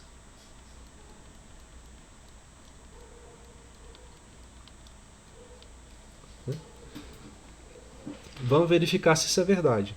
Existem várias maneiras de fazer isso, né? Tem até usando o teorema fundamental da álgebra, né? Não sei se vocês dominam ou não, daria para resolver, mas a gente pode fazer essa comparação também, que é muito mais simples, né? Então, vamos desenvolver aqui, ó. K mais 2 vezes 2k mais 3, né? Como é que a gente desenvolve? Ó? K multiplicado por 2k dá quanto? 2k ao quadrado. Agora o K multiplicado por 3, que dá 3k. Né? Aí agora a outra parte. 2 multiplicado por 2k dá 4k. Né? E 2 multiplicado por 3 dá 6. Resumindo, 2k ao quadrado. 3k eu posso somar com 4k, que dá 7k, mais 6. Então, de fato, são iguais as expressões. Né? Se elas são iguais, significa que esse resultado aqui, né, ele é idêntico ao que eu tenho aqui dentro, ao que eu esperava chegar como resposta. Né? Por quê? Como que a gente interpreta isso? A gente coloca isso no quarto passo, ó, da resolução. A gente conclui que, portanto, se essas expressões aqui que a gente obteve são iguais, significa que para todo número natural, né, eu posso afirmar que 1 ao quadrado mais 2 ao quadrado mais 3 ao quadrado mais n ao quadrado, independente de quem seja esse n, né, de qual dimensão ele está, né, de tão imenso, eu posso representar essa soma dos quadrados como, qual é a mesma expressão? N vezes n mais 1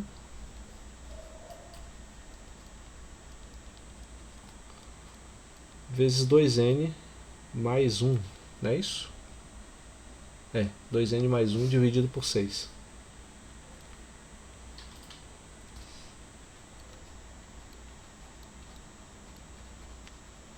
Certo?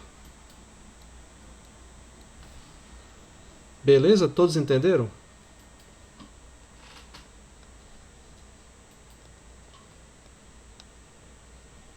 Sim ou não? Fácil, né? Não, mas dá pra levar. Fácil não é não. Se fosse fácil... Mas assim, eu espero que com os exemplos resolvidos, inclusive vocês podem fazer assim, ó, como exercício, né? Só para poder ilustrar a ideia. Né? Pega aqui, ó, essas duas proposições que eu fiz como exemplo no início, que não eram verdadeiras, né? E tenta resolver envolvendo aqueles 4 passos de indução. Vocês vão ver que lá no terceiro passo, quando você tem que demonstrar, né, que vale para k mais 1, né, a expressão que você obteve após fazer as manipulações é diferente da expressão que era esperada, né, se a afirmação fosse verdadeira mesmo. Entendeu? Aí com isso você vai concluir que existe um n em algum momento, né, vai aparecer um n que quebra a afirmação, que vai dizer que ela não vale para todo número natural. Entendeu? Tentem fazer isso com essas duas expressões. Né? Se não conseguirem, a gente retoma esse problema lá na próxima aula para poder continuar com as aplicações. Né? Na próxima aula eu pretendo falar de problemas de indução quando estão relacionados com desigualdades, né? Que tem uns cuidados a mais a serem, e também ao binômio de Newton. Né? Tem uns cuidados a mais para a gente ser considerado. Né? São aplicações interessantes. Beleza? Alguma dúvida até aí, gente? Algum comentário? Alguma coisa? Se vocês tiverem curiosidade, né, como eu tive na época, de procurar saber um pouco mais sobre aplicações dessa ideia de indução fora da matemática, né? Eu, por exemplo, gostava de estudar essas ideias no campo da filosofia, né? Aí eu fui muito influenciado, como eu disse de início, por 2 filósofos, né, que eu li lá no ensino médio, que era o David Hume e o Berkeley. Opa. Berkeley, né? O Hume, ele é basicamente o pai do ceticismo, né? Uma corrente filosófica com o qual eu me identifico bastante, né? E que influenciou muitos pensadores lá no século XX principalmente. O Berkeley já é algo um pouco mais esotérico, né? Que era, as ideias dele são chamadas basicamente de solipsismo metafísico. Solipsismo metafísico, né? Eles têm ideias interessantes sobre a aplicação dessa ideia de indução. Aquilo estava germinando ainda lá no século XVIII, né? E influenciou muitos dos pensadores que vieram a pensar nessa ideia no campo das outras ciências além da matemática, né? Eu recomendo bastante a leitura desses dois pensadores, certo? Então é isso. Mais nenhum comentário, nenhuma dúvida, alguma sugestão, sei lá, qualquer coisa?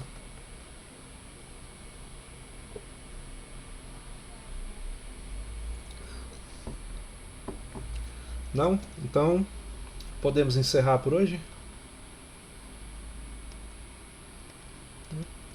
Então, beleza. A gente vai encerrar por hoje, lembrando que a entrega da primeira atividade é ainda hoje, né, até meia-noite, certo? E que a entrega dela vale como presença na aula anterior, tá? Eu vou tentar atualizar os diários sempre, né, toda semana, pra vocês acompanharem lá no Sistema Fênix, ok? E hoje, daqui a pouco, assim que terminar essa aula, eu vou postar a aula lá no meu canal. Peço que quem ainda não se inscreveu se inscreva, se preferir, né? Porque quando eu tiver mais tempo eu vou estar lançando mais outros vídeos, resolvendo questões ou algo do tipo. E seria uma maneira de você estar acompanhando, tá? Mas fica a critério de vocês, né? E também vou postar a próxima atividade referente à aula de hoje lá no Classroom, ok? Então, Ok. nesse caso, então, até a próxima aula, né? E bons estudos a todos. Até mais, pessoal. Boa noite. Obrigado. Até Boa mais. noite. Boa noite. Boa noite.